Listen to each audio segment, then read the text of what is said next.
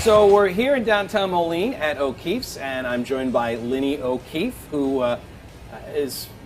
you're really the big boss, yes, right? I am. You call the shots. I do. As well as pour the shots. It works out nice. I do. This was my husband's retirement dream, and passed away 3 years ago. We weren't sure what we were going to do beer-wise. Draft beer just wasn't selling. It was domestic, and we took a chance and started doing some craft beers. And that led to this It did lead to beautiful this. assortment Yes. of candles, a lot of them that I've not seen anywhere else in town. We ask our customers, like, what would you like to drink? And if we can get it, we bring it in, and it seems to be working. Now, a lot of these are exclusives, or is that my imagination?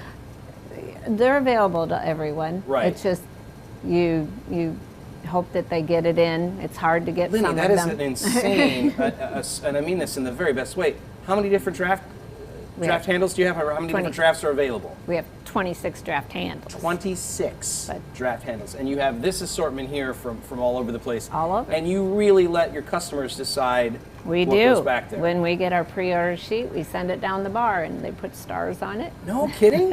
So like there's a night like where it's like craft beer draft night, like And we're football just- draft night where people can say They what they can want? look and see, and they'll tell us, yeah, this is great, or I've never had this before. I'd love to get this in, try to get it in. So you've got all of these handles and they change fairly regularly, right? They change quite often. Right. We mostly do 6 barrels because of our space issue. Right. So, like on a Wednesday, I think we changed 8, maybe. Okay, so things are always changing. Always How changing. often are you Always rotating? changing. I mean, I would expect tonight to probably change 4 or 5, just because it's Friday night. So you'll be taking one handle down and putting a completely different.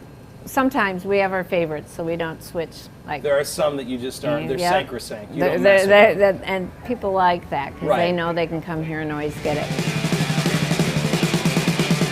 My dad and I had always talked about what we could do different to kind of expand the family farm. I was living out in Colorado for 10 years, and then lots of hops, lots of craft brew out there, and there was kind of a hop shortage there for a while, so we thought that would be a fun new adventure to kind of get into. We are harvesting our Chinook hops.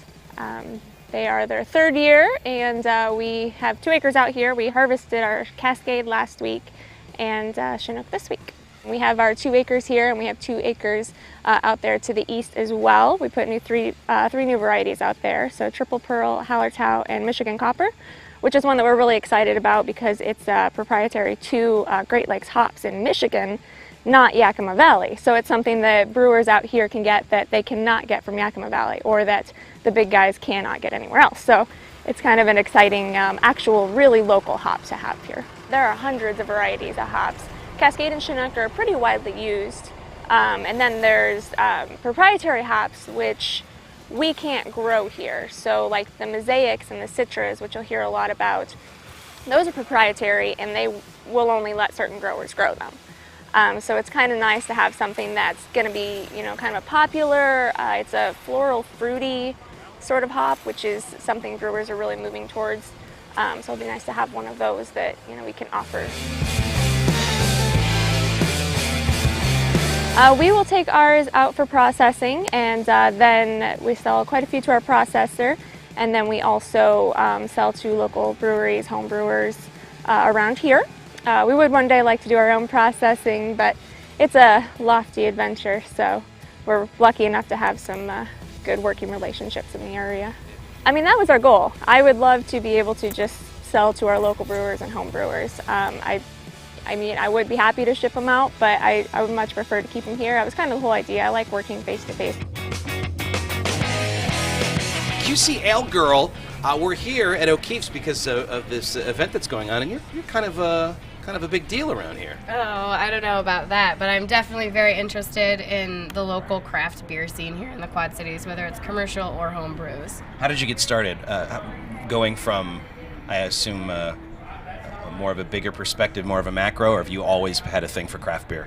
Well, I think craft beer in general, especially in this country, it lends towards that idea of smaller minded, and I think that we're very lucky in the Quad Cities that we have so many different breweries producing at different sizes and different levels. So I think it's a combination of the love of beer, but also the love of the Quad Cities. And you see, this craft beer is taking over everywhere. But you're right that there's something very different about the scene here than you would expect, right?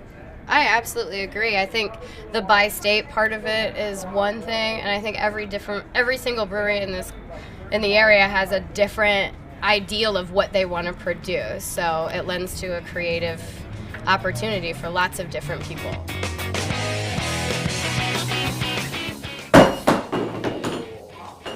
Oh man, you're in trouble now.